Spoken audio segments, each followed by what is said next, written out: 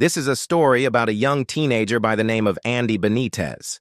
He comes from a good family, and his father is a hard-working man. Andy has his liberal views on life, and it clashes with his father's views. It gets so bad that Andy tells his mom that he is joining the Navy due to the tension and conflicts in his home.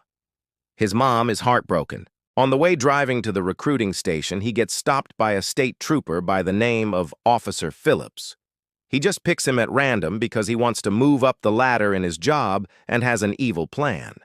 At first, he is nice to Andy and asks him if he can search his car. Andy agrees to it, which is his first mistake, and gets set up with a false drug charge.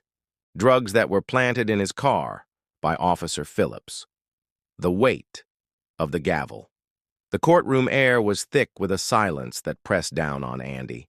18 years old, and already the weight of the justice system bore down on his slender frame. His public defender, a tired man with lines etched deep around his eyes, had urged him to take the plea deal. "It's your best shot, son," he'd murmured, his voice as resigned as the chipped paint on the courtroom walls. "Plead guilty, show some remorse, and maybe the judge will go easy." But Andy couldn't.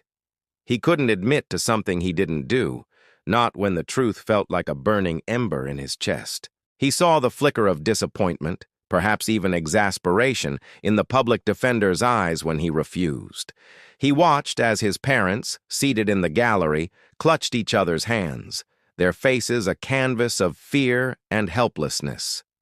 The trial itself was a blur of legal jargon and crushing accusations. Officer Phillips, calm and authoritative on the stand, spun a web of lies so convincing it made Andy's stomach churn. The planted drugs, the staged stop, it all felt like a twisted dream, but the cold reality of the courtroom was undeniably real. When the judge's voice finally cut through the tension, it was like a hammer blow. 5 years, he stated, his words devoid of emotion, at a state correctional facility. The number hung in the air, a death knell to Andy's nascent adulthood. 5 years.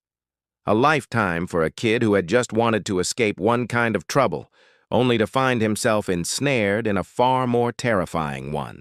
His heart pounded against his ribs, a frantic drumbeat of dread. A criminal record at 18. How would he ever recover from this? How would he ever explain this to the world, to himself? The Navy, his escape route, now seemed like a cruel, distant memory.